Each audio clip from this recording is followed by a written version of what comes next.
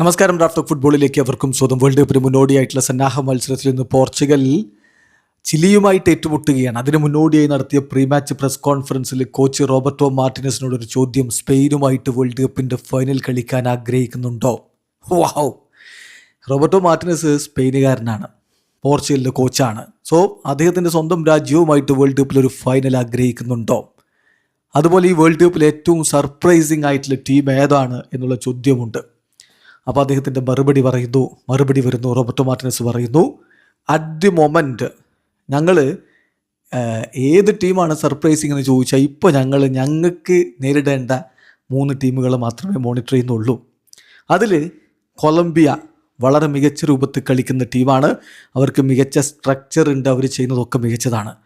പിന്നെ democratic republic of Congo, അവരും tactical flexibility ഉള്ള ടീമാണ്. ഉസ്ബെക്കിസ്ഥാൻ വളരെ ഹാർഡ് വർക്ക് ചെയ്യുന്ന, ഡിഫെൻസീവ്ലി ഹാർഡ് വർക്ക് ചെയ്യുന്ന ഒരു ടീമാണ്.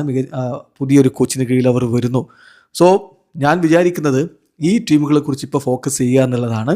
ഞങ്ങളെ സംബന്ധിച്ചിടത്തോളം ചിലിക്കെതിരെയുള്ളൊരു മത്സരം ഒരു ഡയറക്റ്റ് മാച്ചപ്സിന് മുമ്പുള്ള ഒരു ഇമ്പോർട്ടൻ്റ് മാച്ചായിട്ട് ഞാൻ കാണുന്നു എന്നുകൂടി കോച്ച് പറയുന്നത്. അപ്പോഴാണ് അദ്ദേഹത്തിനോട് സ്പെയിനുമായിട്ട് പോർച്ചുഗലിൻ്റെ ഒരു ഫൈനൽ നിങ്ങൾ ആഗ്രഹിക്കുന്നുവോ? അദ്ദേഹത്തിൻ്റെ മറുപടി ഞാൻ കുറച്ച് വിനയത്തോടു കൂടിയാണ് സംസാരിക്കുന്നത്. അറ്റ് ദി മൊമെൻറ്റ് ഞങ്ങളുടെ മുമ്പിൽ 3 മത്സരങ്ങളേ ഉള്ളൂ, 8 മത്സരങ്ങളില്ല, ഫൈനൽ വരെയുള്ളത് വ്യക്തമല്ല. സോ ഞങ്ങളിപ്പോൾ ചെയ്യുന്നത് ഈ ഗ്രൂപ്പ് സ്റ്റേജ് മത്സരങ്ങൾ ശ്രദ്ധിക്കുക എന്നുള്ളതാണ്.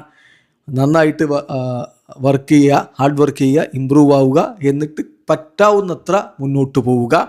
ആഫ്റ്റർ ദാറ്റ് എന്ത് സംഭവിച്ചാലും എല്ലാ പോസിബിലിറ്റീസും നേരിടാൻ ഞങ്ങൾ തയ്യാറാണ് എന്നുകൂടി കോച്ച് പറയുന്നു. വീഡിയോ അവസാനിക്കുന്ന ഫുട്ബോൾ ലോകത്ത് കൂടുതൽ വിശേഷങ്ങളുമായി റഫ്ലക്സ് എത്താം.